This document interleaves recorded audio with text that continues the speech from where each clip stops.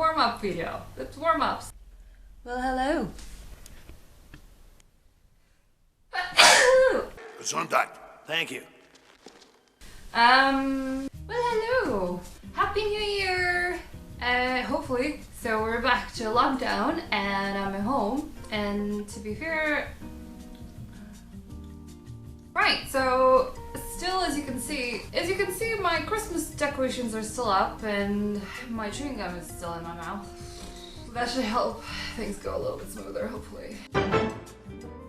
As you can see, my Christmas decorations are still up because I can't seem to wish to part with them. But I figured this time I have a good excuse, so hopefully there's not a great distraction in my videos because this is going to be the background for a little bit.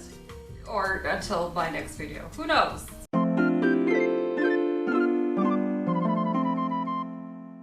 This time I am coming back to you with some painting, but because it's been so long since my last painting session, we got a little rusty and we got a little stiff, and like anything, we just need to warm up a little bit. Not only because it's winter. So I figured, let's make a video about my methods of warming up. Let's just show the world what I tend to do or not do.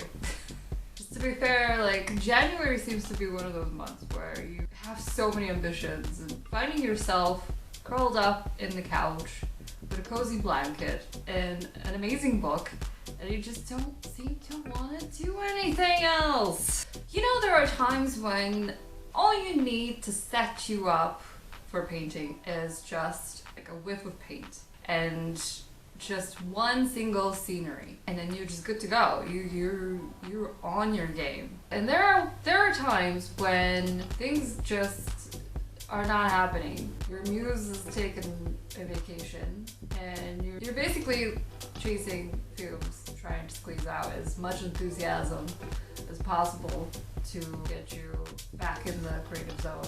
So how do I get myself back to the place where paintings are flying? I did have to sit down and get my hand going again, loosen up my fingers. Like if your older work inspires you in any way, look through it again. Another way is to go through some favorite artists of yours. I just want to throw a few names at you guys because they're sickly good. One of them is Charles Dana Gibson. He's one of my personal favorites when it comes to the graphic art. Now I know we're going to be painting, but I think that it's important that we have all established names. Instead, you don't know what you will draw inspiration from anyway, so just look him up. Another name is JC Leyendecker. He's absolutely just concrete in his designs, in his style. When it comes to the historical period that he originates from, it really does the trick for me because it's like watching a period drama, except it's extremely shiny and... Why are you interrupting me? NC Wyatt is one of the artists that's a go-to when it comes to compositions. And his work, I believe it's very kind of fairy tale oriented, very vibrant and very dramatic. Franklin Booth, he's another pen and ink artist who, he's more famous with his landscapes. Again, dramatic landscapes, very atmospheric, very stellar. Okay. Obviously, Norman Rockwell, a household name.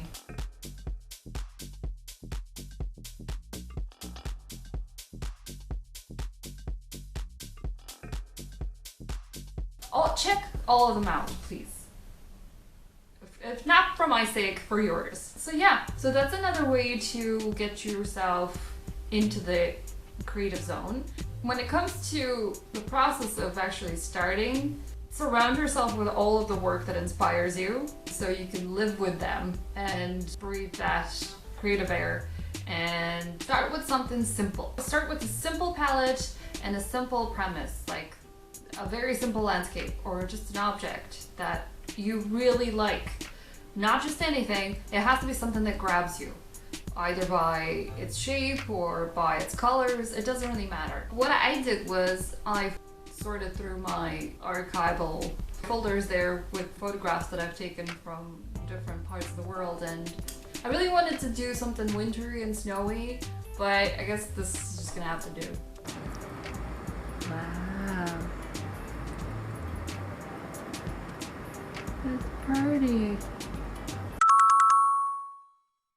Anyways, I landed on something that carries some nostalgia for me, and it is back in South Korea, where it was, I've taken some neat pictures of the coast, looking out to the sea and the shipyard.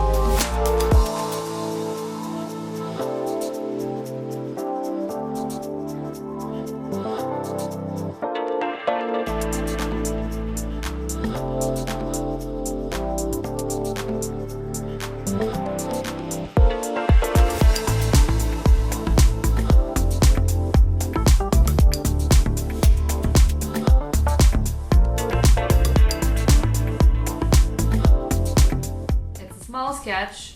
It's supposed to loosen up your hand. You're supposed to get rid of the white knuckles. The simpler the scenery is, the more helpful that is for your hand and for your mind, because we've become very careful as to the way that we portray things when we've not been doing it for a while. Hence the white knuckle. That's an expression that we have when your hand is holding the brush so tightly that your knuckles are to show it. And this is not something you want. You want to relax and you want to enjoy the experience and you want things to flow.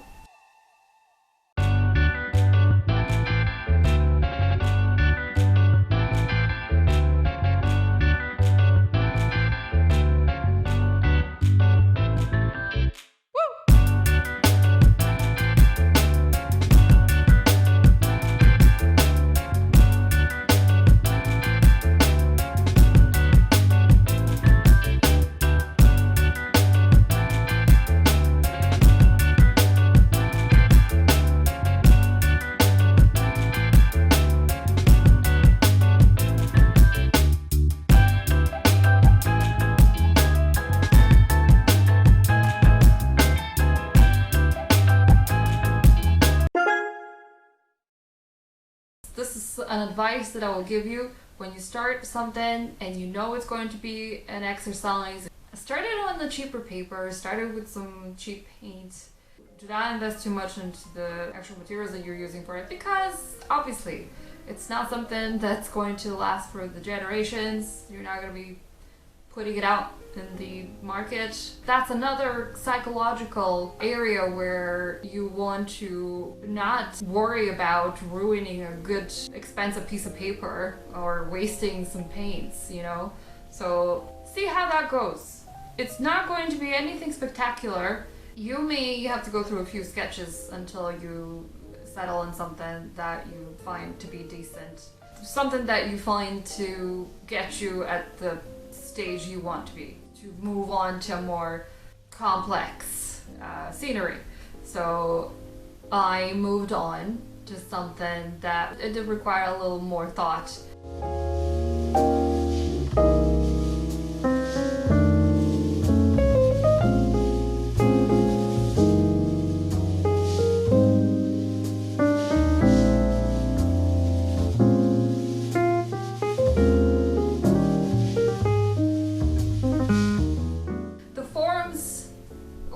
mostly what I was drawn to. I wanted to capture an idea of it. I didn't really want to go into too much details yet. I've kept my palette pretty simple so far.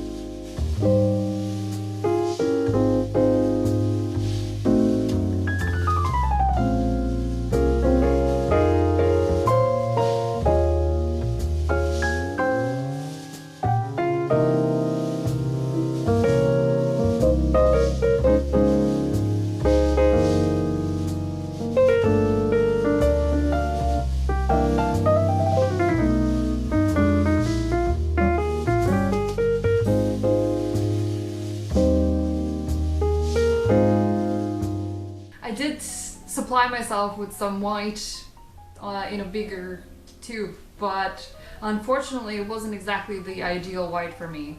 It's the Winsor & Newton permanent white, which is a little more transparent than I would like. The reasons why certain accents and certain values did not work as well as they could have is because I'm using the wrong kind of white. Just thought I would explain that. And it's fine, that's alright. We make it work.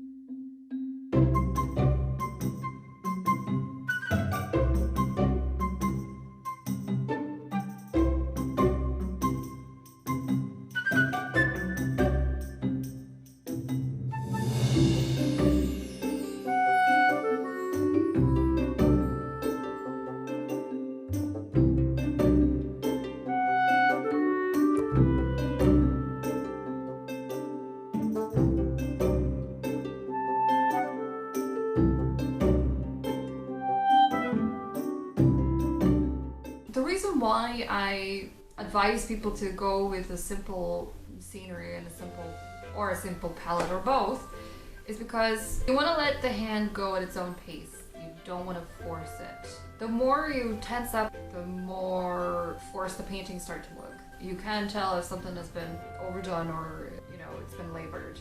So just keep that in mind.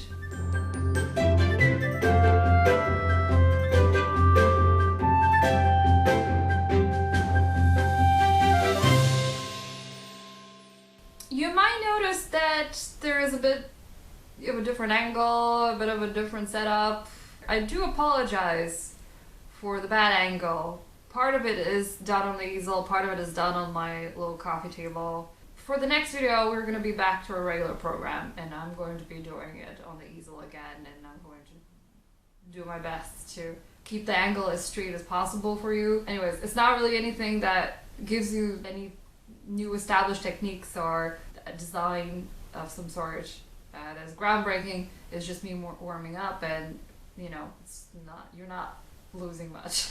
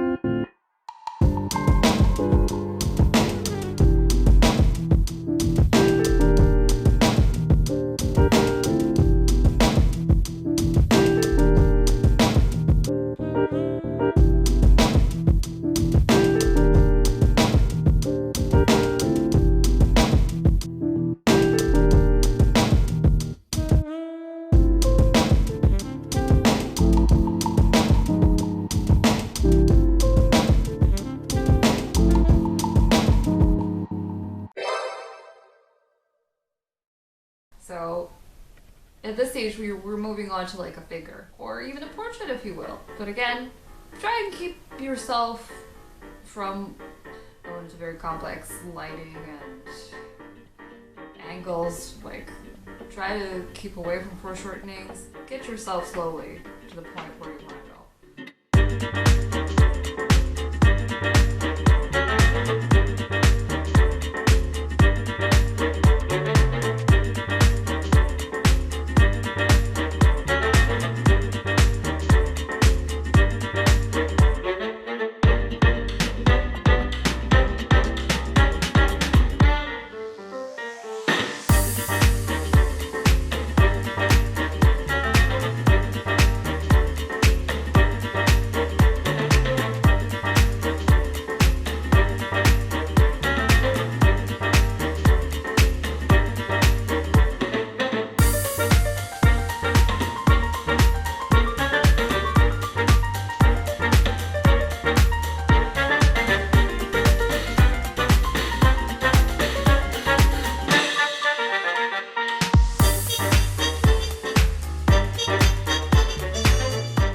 So yeah, I did a couple of portraits. Now one of them I did behind the scenes.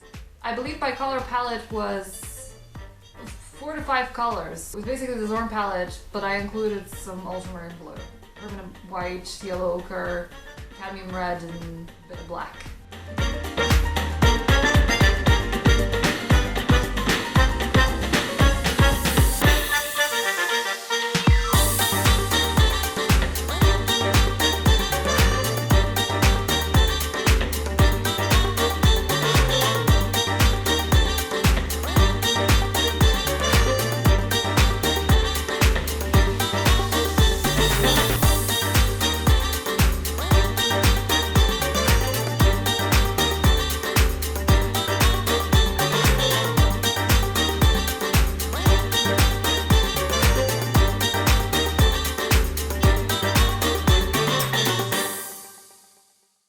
And again, don't worry if you make a mistake.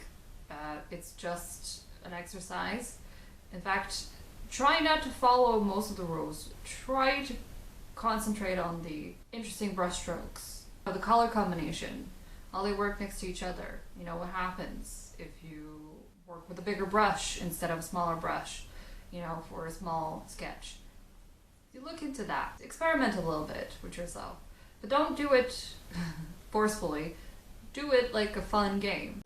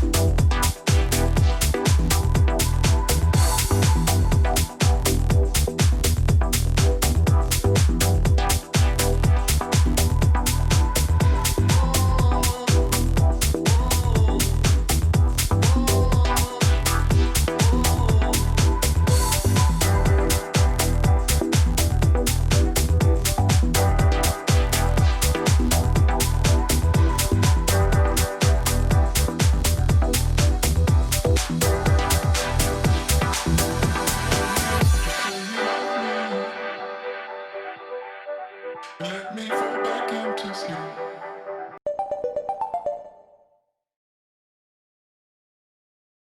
Now, this is not always a way that works in your favor. It could be a very hit or miss that method. I'm assuming any artist out there has done some work previously that has not been finished.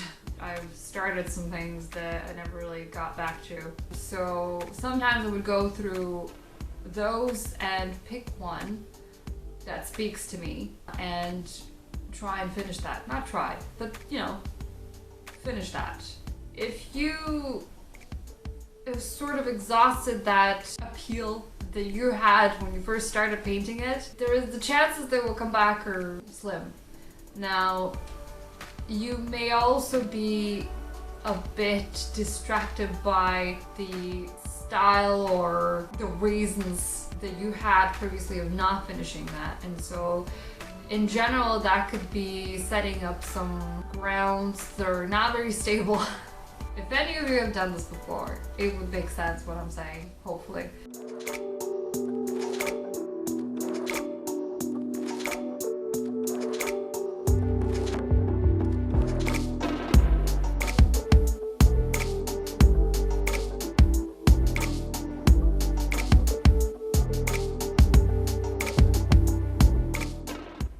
Turn out better.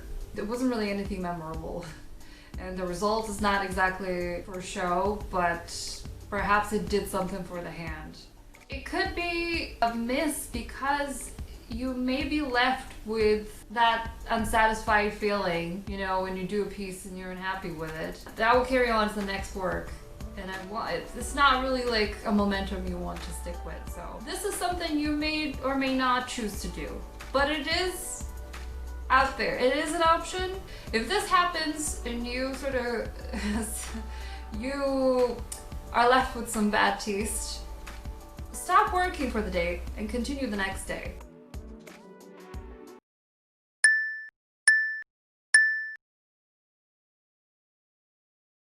So guys, let me know if you enjoyed this sort of thing. I had a different idea of a project this time, but I had to actually, for real, I did have to warm up for it. And I figured why not make a video? Let me know how your year is going. Is it a little too early to ask that question? Is it a loaded question?